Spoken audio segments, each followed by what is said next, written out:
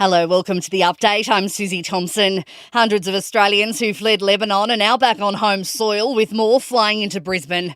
There have been emotional scenes in Sydney where two more repatriation flights have touched down, a Qatar Airlines flight and 220 people on a Qantas Dreamliner from Cyprus. Since the weekend, more than 1,200 Australians and their families have been evacuated from Lebanon on 6 charter flights. Close to 4,000 remain in Lebanon. Israel's military says Hezbollah has fired more than 100 rockets at the port city of Haifa. It says most were intercepted by air defence systems. Meantime, in a defiant speech, Hezbollah deputy leader has warned Israel against further attacks, insisting the group's military capacity remains intact.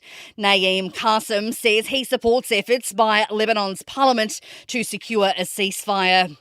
Former Labor Minister Kim Carr says caps on the number of international students is bad policy. Education Minister Jason Clare will introduce legislation this week. The Reserve Bank of Australia also warning it could mean education exports will take a significant hit. To the US, and a Category 4 hurricane is expected to intensify as it barrels towards Florida.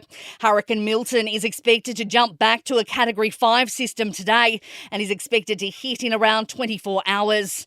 It's just 2 weeks since Hurricane Helene wreaked havoc on the region. Sport and entertainment are next. In sport, Australia's maintained a perfect start to its title defence at the Women's T20 World Cup in Dubai with a comfortable 60-run win over New Zealand. Beth Mooney top-scored with 40 runs to help the Aussies post 148. Megan Schutt took 3 wickets for just 3 runs as they bowled the White Ferns out for just 88. And plans for an NRL team in WA have hit the skids amid revelations the consortium wasn't keen on paying a licensing fee. The NRL says it wants to work directly with the WA government to set up a potential ownership model that doesn't involve the Western Bears consortium.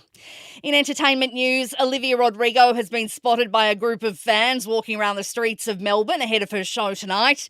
And Formula One has become one of the most anticipated events on the social calendar, and it's an anxious wait for Formula One fans to get their hands on tickets to the Australian Grand Prix. A global third-party outage saw sales postponed until midday today.